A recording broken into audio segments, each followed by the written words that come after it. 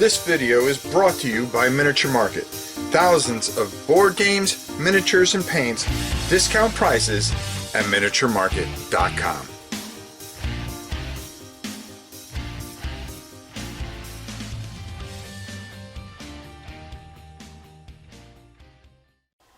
Hey everybody, it's your old pal Rob, and today we're going to be taking a look at two different board games. First of all, if you are a fan of Masters of the Universe, this couldn't be a better time for you, because there are two games out there. And while you may be scratching your head to decide which one to get and not get a good feel for either one of them, I hope to clear some of that up today. And I'm talking about Masters of the Universe Battleground. This is the starter set for 2 players. And of course, the latest entry, which is Masters of the Universe board game, Clash For Eternia. Now, the only other one I don't have is that this same company came out with a board game version of this. So, you know, some people might go, how can you compare the two? One's kind of a board game. Well, they're kind of similar. And you're going to see that as I talk about it.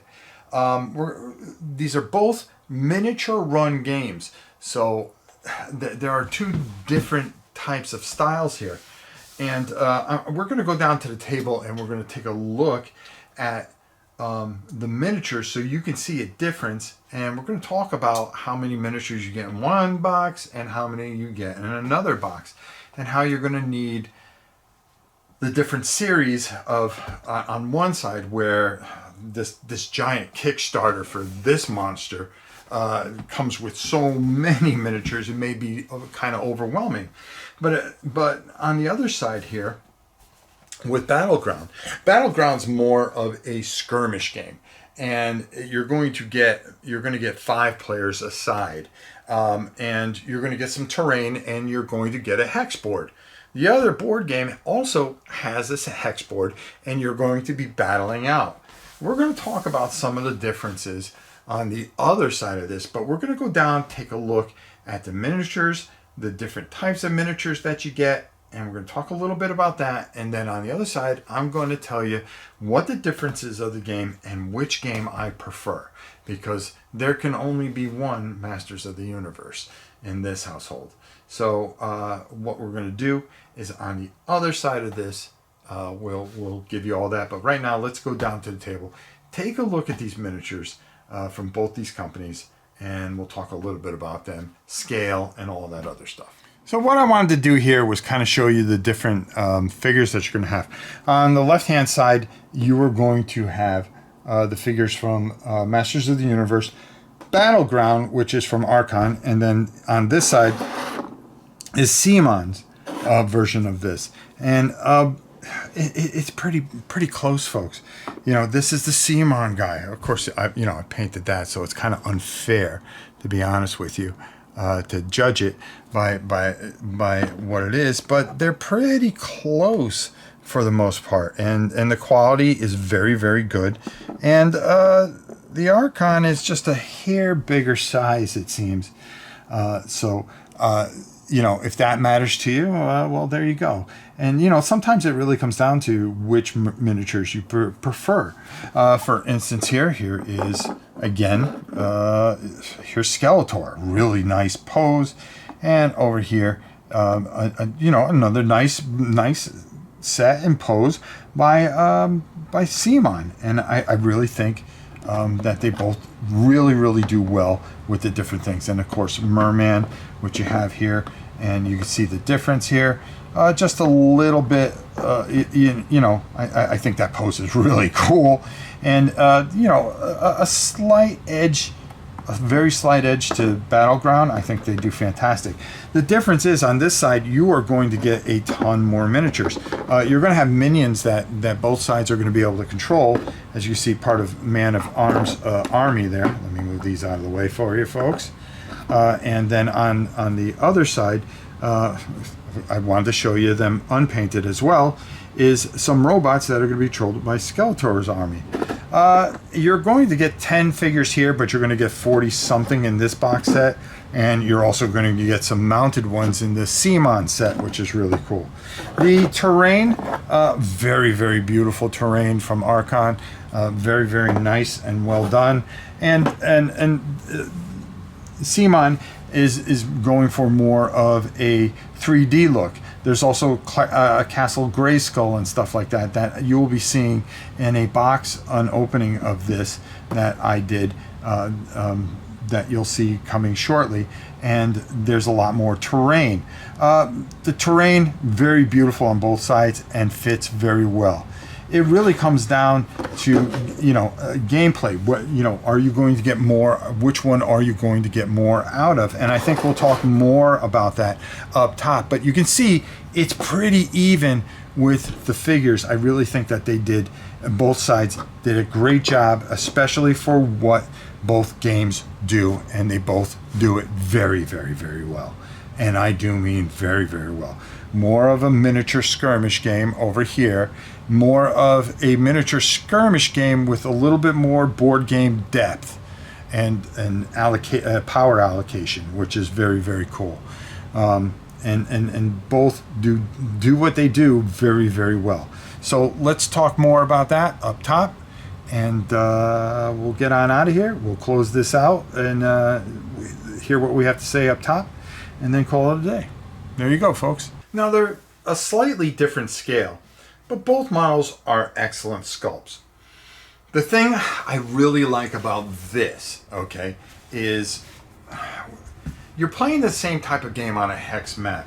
On this particular, on Battleground, you are measuring and you are playing a true miniature game. So, after a little while, this set would get kind of, if you don't go get the other volumes of this and get the extra characters. It offers no solo play. The buildings are very, very good quality, and the game is a solid miniature game. This, on the other hand, A Clash of Eternia, is a very good miniature game, but it plays a little bit more about like a board game. And the solo aspect is where it really hits home. Is you could play this cooperatively, or you could play it with one person as the controller, because what's going to happen in Clash of Eternia, you are going to have a controller, and they're going to control 3 figures from the other side and the minions. Remember, in this box, you're going to get close to about 40 miniatures, where you're getting 10 in Battleground, and you're paying right about the same. It seems there's a lot more game in here than there. Now, as far as quality, I think it's pretty close. As far as miniature sculpts and everything like that, I think both sides did a fantastic job, and both games are fun. But there's a lot more, I feel, depth and feel in Clash of Eternia. If you just like an all-out, just kind of skirmish, and you want to skirmish with Masters of the Universe, and you don't want to invest a lot of time in, heavy rule set or anything like that, this is a very, very good, solid game. But if I have to have one in my collection, if I have to keep one, in all honesty, I'm finding that I'm more attracted to Clash for Eternia. That doesn't mean that Archon Studios did a bad job. I see the expansions that were done for this were done very well. I haven't even shown you those. You'll see that in the review on this. There are the Archon's a little stronger with, like I said, some of the building pieces and things like that, I think, are just a little bit more detailed.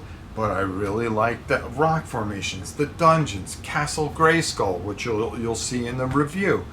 And if you saw the unboxing, you'll probably see the unboxing after this. We do an unboxing of everything in the Kickstarter, and it is a tremendous product. And I was blown away by Simon and what they've done with this, because I had gotten Battleground first, and was like, okay, this is great. Why would I need this? And then I got this, and I went, wow, this really stood out for me. So, Battleground is I'm going to put up for sale, and we're going to say goodbye to, because you don't, I'm really trying to save space, and if I had to pick one, I have to go with Clash for Eternia. I just think it's all around a better, solid game. I like how the turn order goes, where you're going to be doing one character at a time, and you don't know which character that's going to be if you're playing against the computer, number one. If you can play with just one figure, then it's your turn every single time, but mixed in with, of course, the controllers, the AI's turn. This game just offers a lot more. It's power allocation. It's a lot of different things, and it's plain old miniature combat included with a very strategic feel to it, and that's why Clash for Eternia will stay in the collection.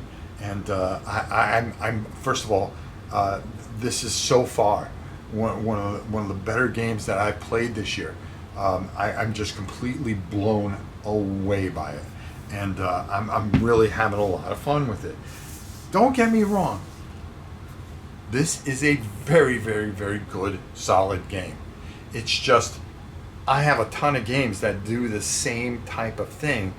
I want something a little bit different. I get a good feel, a theme feel that really sucks me in. Not that this doesn't do the same. I just feel that Masters of the Universe board game Clash for Eternia is just a little bit better and a little bit more fun. And I think it's a fantastic job from CMON. So you can take my opinion on it, do your research, go out there. There's plenty of great videos on it. Get a good feel for both these games. I'm painting, as you saw, I'm painting up Eternia strictly for a live playthrough, hopefully once I feel a bit better. So there you go. There you have it. Clash of Eternia wins over Battlegrounds, for me at least. What you think, I would love to hear in the comments. And until next time, my dear friends, it is your old pal Rob. We'll see you soon, everybody.